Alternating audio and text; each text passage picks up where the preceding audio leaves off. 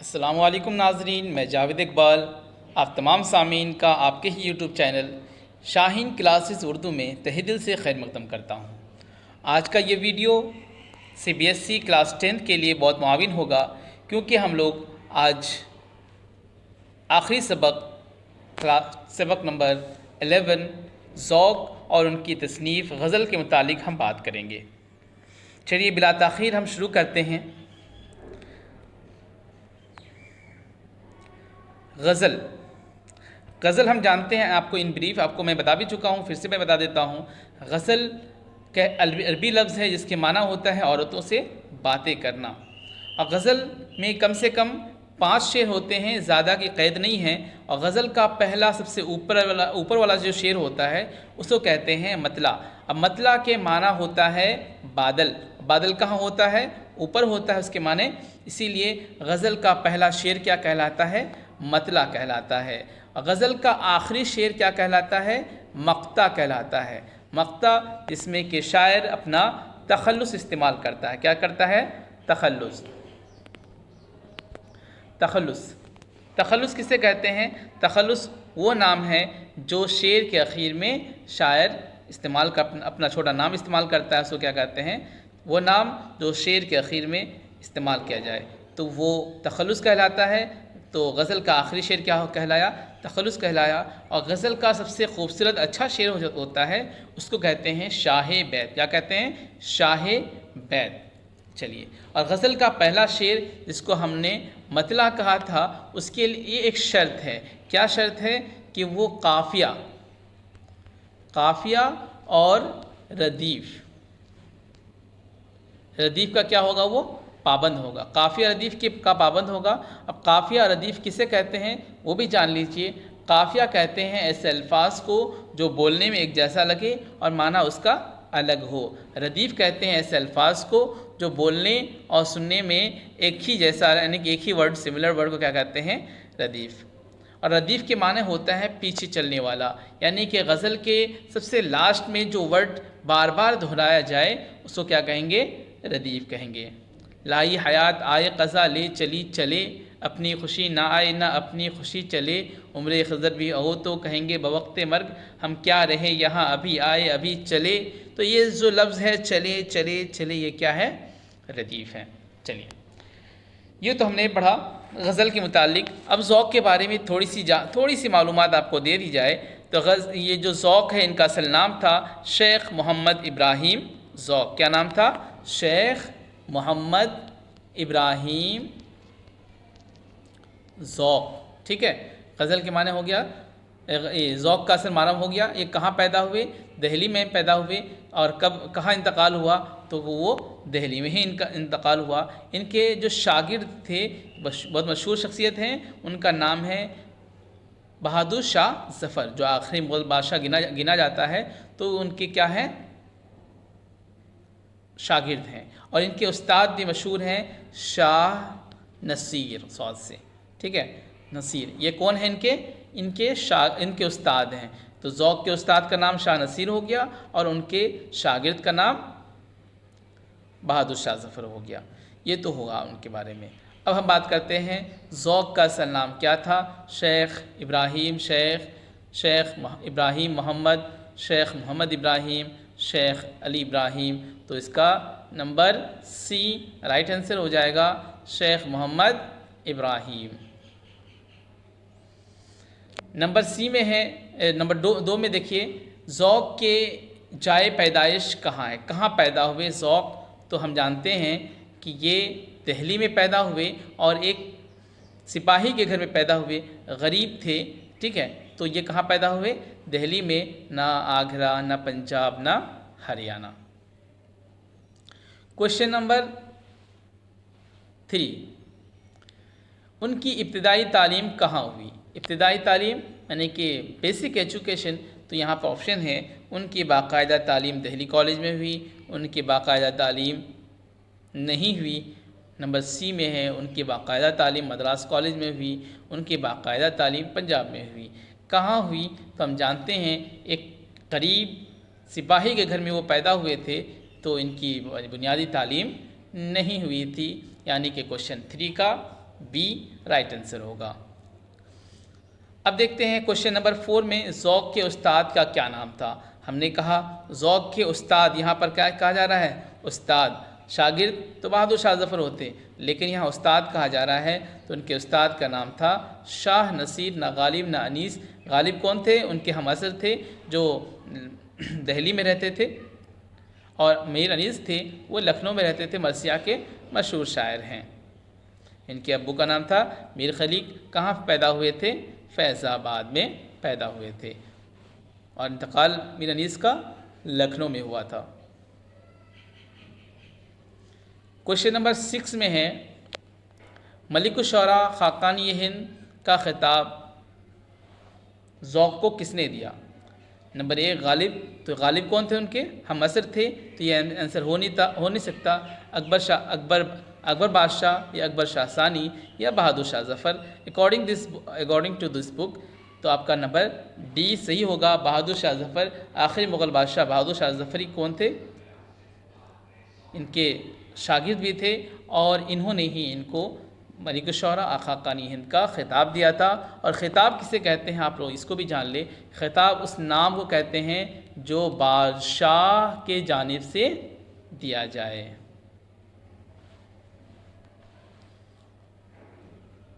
ज़ौक़ के असल पहचान किस सिंफ सूल से है, तो गज़ल के भी वो शायर थे, लेकिन यहाँ पर हम भी दे दिया, इसलिए आंसर गलत हो जाएगा। कसीदा, तो ज़ौक़ बहादुर शाह ज़फ़र के पास रहते थे, और वो कसीदा के मशहूर शायर थे, क्योंकि वो ज़ौक़ बादशाह के पास रहते थे, और बादशाह की तारीफ़ व तौसीफ़ करके ही उनकी कमाई और रोज़ी रोज़गार चलता था। इसलिए वो क्या थे, कसीदा इनका एक अहम काम था, और इसी में वो नाम पैदा किए। उनके अक्सर बेशतर जो कसायद हैं वो बहादुर शाह ज़फ़र से ताल्लुक़ रखते हैं। क्वेश्चन नंबर 8 में है ज़ौक़ की तसनीफ़ आपकी दरसी किताब में कौन सी है। रुबाई, गज़ल, हम या भीमराव अम्बेडकर। तो क्या इन्होंने रुबाई लिखी थी, तो रुबाई तो मीर अनीस ने लिखी थी, ये नहीं हो सकता है। हम इन्होंने लिखी थी, हम तो इस्माइल मेरठी ने लिखी थी। भीमराव अम्बेडकर भी ये माखूज़ है, इसके कोई मुसन्निफ़ नहीं है हमारी किताब में। लेकिन गज़ल ज़ौक़ ने क्या लिखा था, गज़ल लाई हयात आए क़ज़ा ले चली चले, अपनी खुशी ना आए ना अपनी खुशी चले, हो उम्रे खज़र भी तो कहेंगे बवक़्ते मर्ग, हम क्या रहें यहाँ अभी आए अभी चले। ये उनका शेर था। क्वेश्चन नंबर 10 में है लाई हयात आए क़ज़ा ले चली चले में क़ज़ा से क्या मुराद है, यानी क़ज़ा के क्या माने हैं। हयात ज़िंदगी, मौत, या इनमें से कोई नहीं। तो हयात और ज़िंदगी तो सिमिलर वर्ड हैं, तो ये हो नहीं सकता। तो यहाँ क्या आंसर हो जाएगा, सी, यानी कि क़ज़ा के माने होता है मौत। क्वेश्चन नंबर 11 है अपनी खुशी ना आए ना अपनी खुशी चले किसके लिए कहा गया है। हयात मौत इनमें से कोई नहीं, ना डी ना बी ना ए। ये हयात मौत दोनों है, ना इंसान पैदा अपनी खुशी से होता है, ना इंसान की मौत ही अपनी खुशी से आती है। ये क़ज़ा व क़दर की बात है, वो आती है और आती ही रहेगी। क्वेश्चन नंबर 12 है हो उम्रे खिज़र भी तो कहेंगे बवक़्ते मर्ग। तो उम्रे खिज़र से क्या मुराद है, छोटी उम्र, बेकार ज़िंदगी, लंबी ज़िंदगी या बीमार ज़िंदगी। ये ज़िंदगी तो बेकार और बीमार तो होगा नहीं, ठीक है, छोटी ज़िंदगी भी नहीं, लंबी ज़िंदगी। क्योंकि खज़र अलैहिस्सलाम की जो निस्बत है, जिस चीज़ से उनकी शोहरत है, वो क्या है, उम्र दराज से इनका ताल्लुक़ है, एक लंबी उम्र। तो खज़र अलैहिस्सलाम लंबी उम्र के लिए मशहूर हैं, और क्योंकि सच में ये ऐसा वाक़या था कि इनकी ज़िंदगी बहुत ही लंबी थी। तो बाद के मुसन्निफ़ीन ने, इसमें कि मीर अनीस कह लीजिए, सौदा कह लीजिए, मीर अमन दहलवी कह लीजिए, फ़रतुल्लाह बैग, बहुत सारे लोगों ने इनके बारे ऊपर बहुत सारी कहानियाँ लिखी हैं, जिसमें कि इनकी उम्र को बहुत लंबी बताई है, और एक ख़याल, एक तस्वुर पेश किया है आब हयात का, जिसका कि असल ज़िंदगी से कोई ताल्लुक़, कोई निस्बत, कोई रिश्ता नहीं है। क्वेश्चन नंबर 13 में है बदक़िमार के क्या माने हैं। बदक़िमार, बद मने होता है क्या, बुरा, बद मने बुरा, क़िमार कहते हैं जुआ को। तो आपको आंसर मिल ही गया होगा। अच्छा जुआरी नहीं, गलत। बुरा जुआरी सही, चोरी करने वाला जुआरी नहीं, बेईमान था ये भी नहीं। तो आपका बी राइट आंसर होगा। क्वेश्चन नंबर 16 है, नाजा ना हो खिरत पे, जो होना है हो वही। खिरत के क्या माने हैं? क्वेश्चन क्या है, खिरत के क्या माने हैं? सर, चेहरा, या तकदीर, या अकल। तो नाजा ना हो खिरत पे मैंने अपने अकल, अपने समझ, अपने दानिश पर गुरूर न कर। नाजा मैंने फ़ख्र करना, नाजा ना हो खिरत पर मैंने अपने अकल पर गुरूर न कर, जो होना है हो वही, वही होगा जो होने वाला है। ठीक है, तो यहाँ पर इसका 16 का डी राइट आंसर होगा। काफिया के क्या माने हैं? जो बोलने में एक जैसा हो लेकिन माना अलग हो। या नंबर बी, जो बोलने में अलग और माना एक। नंबर सी, जो बोलने और माना में एक जैसा। नंबर डी, जो बोलने और माना दोनों में अलग। काफिया के क्या माने हैं? जो बोलने में एक जैसा हो लेकिन माना अलग हो। जो बोलने में कैसा लगे? एक ही जैसा लगे, तो उसको हम क्या कहेंगे? काफिया। बोलने में एक जैसा, माना अलग अलग हो। चलिए, क्वेश्चन नंबर 16 है, रदीफ़ के क्या माने हैं? आप लोगों को, जिन लोगों को भी ये नोट्स चाहिए हो पीडीएफ में, तो हमने इसका प्राइस थोड़ा स्लो किया है। तो जिन लोगों को भी पीडीएफ चाहिए हो वो 150 का मेरे मोबाइल में 9534378817 डालिए और ये पीडीएफ आप मंगा लीजिए और इससे आप तैयारी कीजिए, आपके लिए बहुत हेल्पफुल होगा ये। तो 150 में आप लोग ये नोट्स ले सकते हैं। रदीफ़ के क्या माने हैं? जो बोलने में एक जैसा हो लेकिन माना में अलग। जो बोलने में अलग और माना, तो इसका क्या हो जाएगा? ए आपका राइट आंसर हो जाएगा। नंबर 17 है, देखिए, सही मुहावरे की निशानदेही कीजिए। क्वेश्चन आता है आपको मुहावरे के से रिलेटेड, तो ये देखिए यहाँ पर करना सही मुहावरा। मुहावरा क्या है? उल्लू सीधा करना। तुम्हारा उल्लू सीधा है, गलत जवाब। खालिद बाजार से सीधा उल्लू लाया, ये गलत। नंबर सी, जाहिद हर मुसीबत में अपना उल्लू ले जाता है, ये भी गलत। नंबर डी, खालिद हर हालत में अपना उल्लू सीधा कर लेता है। Number D. 17 का क्या हो जाएगा? नंबर डी सही हो जाएगा। नंबर 13 है कि अपना राग अलापना। सही मुहावरे की निशानदेही कीजिए। क्या है मुहावरा सही? यहाँ पर एग्जाम्पल दिया हुआ है। नंबर ए, साजिद महल में अच्छा राग लाया है, गलत जवाब। हामिद हर किसी के सामने अपना राग अलापता है, सही हो सकता है। मैं बाज़ार से राग खरीद लाया हूँ, गलत। कोई मुहावरा दुरुस्त नहीं है, ये भी गलत। तो आपका नंबर बी सही हो जाएगा। क्वेश्चन नंबर 19 है, आग बगोला होना। सही मुहावरे की निशानदेही करें। मैंने आग और बगोला को देखा, गलत आंसर। मैंने आग को बगोला होने देखा। आग बगोला होना मैंने होता है क्या? गुस्सा होना। मैंने आग को बगोला होते देखा, गलत जवाब। शागिर्द की गलती में उस्ताद आग बगोला हो गए। तो 19 का क्या? सी राइट आंसर हो जाएगा। 20 में है कि ईंट से ईंट बजना। सही मुहावरे की निशानदेही कीजिए। मुहावरे से आपका एग्ज़ाम में आएगा, तो इसलिए आप लोग ज़रूर इसको देखेंगे। जाहिद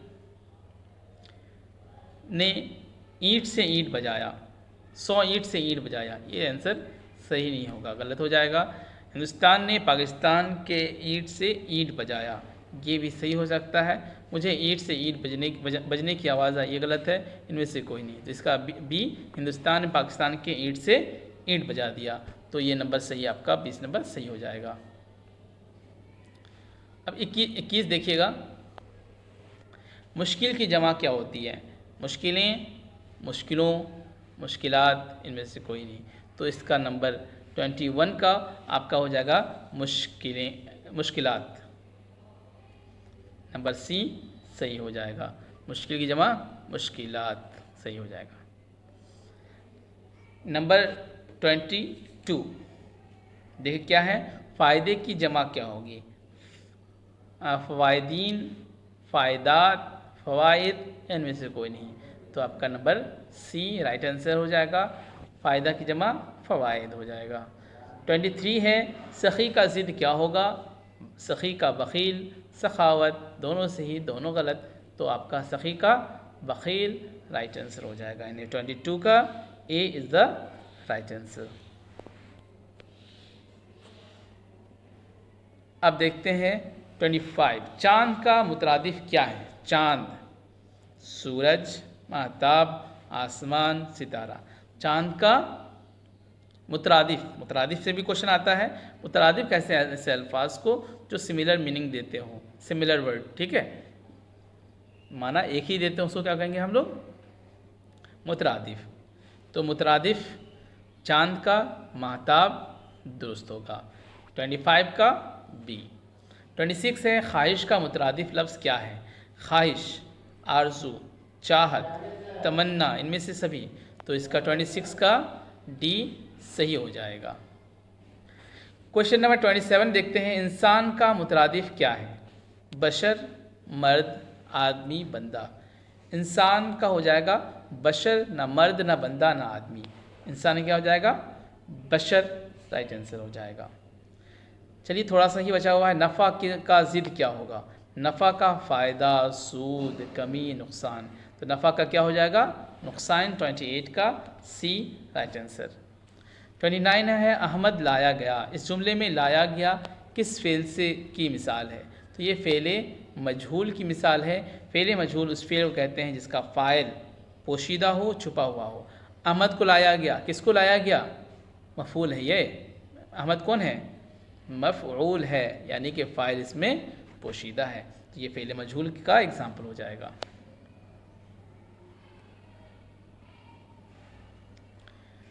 क्वेश्चन नंबर 30 है, फ़ेल अम्र की मिसाल सही है। फ़ेल अम्र किसे कहते हैं? फ़ेल अम्र ऐसे फ़ेल को कहते हैं जिससे किसी काम का हुक्म, ऑर्डर मिले। किसे कहते हैं? ऑर्डर में दोस्तों क्या कहेंगे? फ़ेल अम्र। जैसे यहाँ आओ, वहाँ ना जाओ, वो आया, वो लाया गया। तो यहाँ पर वो आया, वो लाया गया, तो आंसर सही नहीं है, गलत है। लेकिन इन दोनों में कोई फ़र्क नहीं लग रहा है। लेकिन अगर इसकी बात की जाए तो इसमें गौर कीजिए, इसमें नेगेटिव सेंटेंस है, वो वहाँ मत जाओ, किसी काम के लिए मना किया जा रहा है, तो उसको फ़ेले नहीं कहेंगे। लेकिन किस काम का ऑर्डर मिल रहा है तो उसको फ़ेले अम्र कहेंगे। क्वेश्चन नंबर 31 है, वो नाम जो हुकूमत या किसी अंजुमन के जानिब से दिया जाए क्या कहलाता है? वो नाम, ये किसी ने यहाँ पर तेल डाल दिया है। वो नाम जो किसी हुकूमत या किसी अंजुमन की तरफ से दिया जाए उसको लक़ब, उर्फ़, तखल्लुस, खिताब, उसको क्या कहते हैं? वो नाम जो हुकूमत की तरफ से दिया जाए उसको क्या कहते हैं? खिताब कहते हैं, ठीक है। लक़ब कहते हैं जो किसी खूबी की तरफ से, आवाम की तरफ से दिया जाए। खिताब कैसे? किसी खूबी की वजह से हुकूमत की तरफ से दिया जाए। उर्फ़ कहते हैं जो आवाम में किसी अच्छाई या बुराई की वजह से आम हो जाए। तखल्लुस कहते हैं जो शायर अपने शेर के आखिर में मुख्तसर ऐसा नाम इस्तेमाल करता है। लास्ट क्वेश्चन है, शर्म का मुतरादिफ लफ्ज़ क्या है? शर्म, हया, शर्माना या शर्मीलात, तो इसका नंबर डी राइट आंसर हो जाएगा, यानी कि शर्म का हया मुतरादिफ लफ्ज़ हो जाएगा। ठीक है, आज के लिए सिर्फ इतना ही। आप में से जिन भी हजरात को ये नोट्स चाहिए हो तो उसके लिए 9534378817 पे आप लोग रब्ता कायम करें, तो ये आपका नोट्स ओनली 150 में आपके घर पहुंच जाएगा। ठीक है, अस्सलाम।